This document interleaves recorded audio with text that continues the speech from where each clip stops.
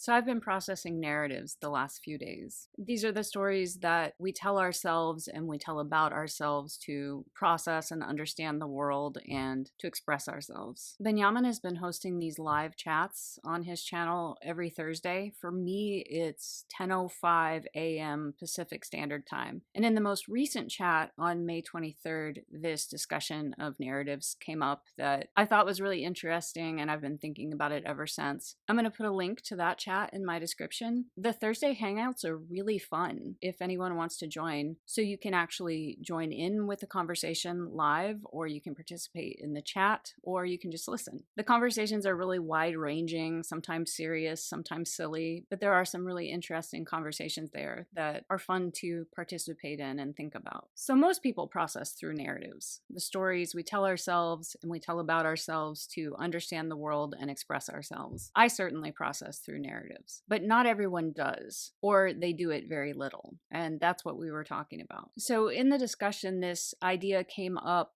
that all narratives are untrue. That statement can make some people uncomfortable, but I find it really easy to accept, and I agree with it. So all narratives are untrue. And even though I use narrative and process with narrative, just because that's how my cognition works, I'm really comfortable with the idea that all narratives are untrue. So at some point, the cogito came up. Cogito ergo sum. I think, therefore I am. That's the only thing that I can know for sure. And I'm not really even sure about the thinking part because it feels superfluous to me. But the only thing that I can know is I am. I can't even know if you are for sure. I don't know that for sure. The only thing I know for sure is that I am. And when you start from the cogito, there just aren't any moves after that. You can play around with all the things in the known universe, in consensus reality, but the only thing you can know for sure is I exist. I think it's helpful to talk about truth. So as I was listening to the live discussion, I was reminded of the opening chapter of one of Jed McKenna's books. It's called Theory of Everything. So I went back and read that, and I want to recap it here. It's an exploration of the meaning of truth, and it's presented in a question-answer dialogue format. So Jed here is asking the questions, and some other guy is answering. So do you believe that truth exists? Or, to ask it another way,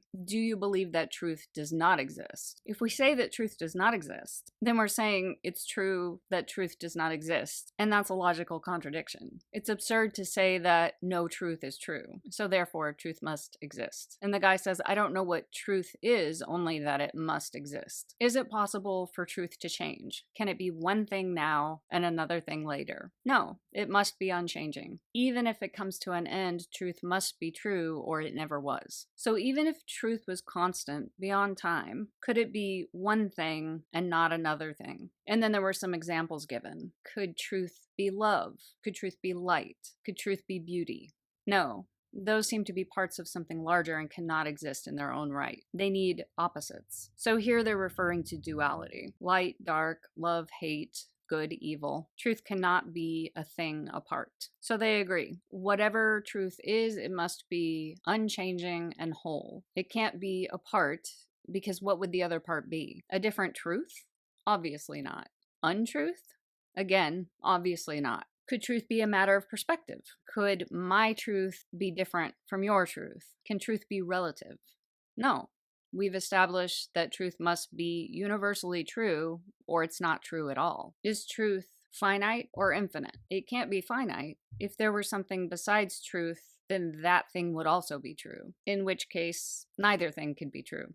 Truth exists. Truth cannot change. It can't be one thing now and another thing later. Is it possible that whatever we discover truth to be, it must prove to be found in all things? Nothing that exists can be exempt from truth or exist outside of it. Nothing can exist independently of truth, because it's absurd to suggest that something might exist in untruth. Can truth be part of something larger or half of a whole? No. We've established that it cannot be limited or finite. It must be universal, unlimited, and without boundaries. So truth must be infinite? Yes. Truth is absolute then, not part or subset or aspect of something else? Yes, truth must be absolute, or it's not truth at all. So just to be clear, can there be two truths? Definitely not. If one thing is absolutely true, then another thing cannot also be absolutely true. Would you say that truth exists within time and space? No. It would be absurd to think so. That would make it finite and changing and thus not absolute. So, what about untruth? Where does that fit in? It doesn't. There can plainly be no such thing as untruth. And then the guy says, I don't pretend to understand it, and I can't make it fit into reality as I see it, but the logic is perfectly sound. It's beyond question that truth is absolute and untruth does not exist. Untruth cannot be true any more than non-being can be, or non-existence can exist. So, we can say that truth is all. Truth exists and untruth is not possible, so truth is all. So now that this has been established, in order to determine what truth is, we need to determine what with absolute certainty exists. What can you say with absolute certainty is true? And this goes back to Philosophy 101 and I think, therefore I am. I exist. That's the one thing that I can know. And what is the nature of my existence? Consciousness.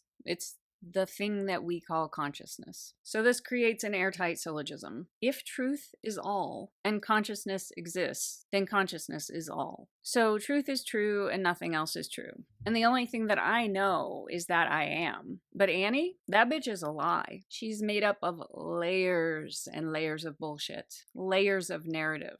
But consensus reality is very convincing. It's the paradigm that most of us live in. And here in consensus reality, we are creatures of perception. Duality is inherent in perception. We perceive a dualistic world, but truth is whole and absolute and stands outside of duality. Therefore, the world we perceive must be an illusion. In order to express and understand, we use narrative. But all narratives are untrue because duality is inherent in all narratives. Narratives are untrue because they contain parts and they reference time and they require duality. But it's still the way that most of us process and understand and express. So in a really big way, it's all narrative. It's all a lie. Everything perceived is a lie. The story of our reality is a narrative. But then also in small ways, within our lives, relatively, within consensus reality, we use narrative to comfort ourselves, to understand, and to express. So within our lives, I think it's good to question narratives and to use them wisely. Relatively speaking, in consensus reality, is this narrative helpful? Does it feel good? Does it get the job done? So I think it's a good practice to be aware that you're using narratives and to question them. So going back to truth is true and nothing else is true.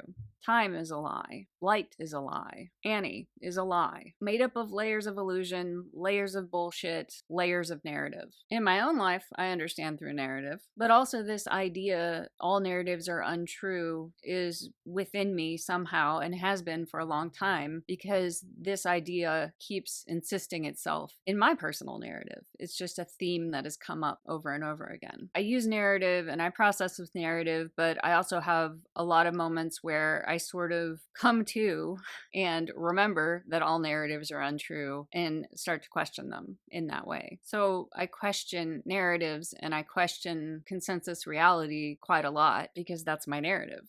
It's just what I do. It's how I operate. And I get swept up in narrative just like most people do. I believe that the narratives are true, but then I have these moments of clarity where I start to second guess myself and I look around at the known universe and it all seems a little dubious. So I've always been attracted to this idea. Truth is true and nothing else is true. And I do feel really comfortable with it, but I've also noticed that it does make some people uncomfortable. It's just my preferred understanding. And I feel like I understand it as a theory, but I haven't realized it. It's not where I live. I live in consensus reality, and it appears that there's a lot of fun stuff to do here. So once you get the idea that truth is true and nothing else is true, there's just not a whole lot to do here except play along. So here's a personal narrative. This is the story I tell myself about my life, about who I am as Annie. When I was 8, my dad died in a plane crash. The way I remember it, we had to wait several days to know who was dead and who was alive because there were body parts burned and scattered all over the airfield. And so the dead ones and the alive ones in the hospital, in the ICU maybe, had to be identified correctly. So during those few days, I used narrative to process. And I told all my friends friends in the neighborhood that my best guess was that my father did survive, but he hit his head and he was really confused and he wandered away from the crash. In all of the chaos of the ambulance and the stretchers and the fire trucks putting out the flames, he just wandered away. But when he remembered our phone number, he would walk to a payphone, maybe at a convenience store, and he would call us. So that's what I told all my friends in the neighborhood. But it turns out they identified him by his dental records. During those few days when we were waiting to hear the news, our house was so chaotic with people, with thoughts and prayers and casseroles, and I just needed to get away from it all. I need a lot of solitude. So I went to go take a bath. That's my safe place. I love to take a bath. So I was getting my solitude, and then my mom knocked on the door and came in. Can you believe that? That bitch interrupted my solitude. So she came into the bathroom, and that is when she decided to tell me that they knew for sure that my dad was dead. And I wasn't sure how to understand it because I was only 8. But I do remember thinking, this is a situation where a person is supposed to cry. And so I tried to do that, but I just wasn't in the mood to cry at that moment. So I don't remember what I said or did, but eventually she left. And then I was alone again in the bathtub. And as I was relaxing, this abstract, pre-verbal knowing came to me. And that's another thing that we talked on one of the other lives. We were talking about how some people think in words, but some people's thoughts are pre-verbal and then they have to translate them into words to express them to someone else or to organize them further. My thoughts are generally in words, but this was a one time when it was a pre-verbal abstract thought that just sort of dropped into my mind. And it's really difficult even to express it in words. So it happened that time, and then it happened 2 other times in my life in really intense situations. So translating the thought the best that I can, it's difficult to translate it. It can't exactly be translated in words. It was something like, it's okay. This is just what happens in the story. A lot of things are going to happen in this story. And I didn't really understand it, but I felt peaceful. And that same message came to me 2 other times in my life during intense moments. It's okay. This is just what happens in the story. A lot of things are going to happen in this story. This is what happens in the narrative. But something exists apart from this narrative. Something whole and unchanging and infinite. So years later, 20 years later, I read A Course in Miracles. And the introduction to that book reminded me of this abstract knowing that came to me when I was in the bathtub. So the intro to that book is, nothing real can be threatened. Nothing unreal exists. Herein lies the peace of God. And I feel like those words describe a little better what it is I'm trying to talk about here, this knowing that came to me. I would say those are good words. And like I said, no words can perfectly describe it, but that's pretty good. So after I listened to this long discussion on the live, I really started processing this and chewing on it. And these are just some of the thoughts that I've had about it. Okay, bye.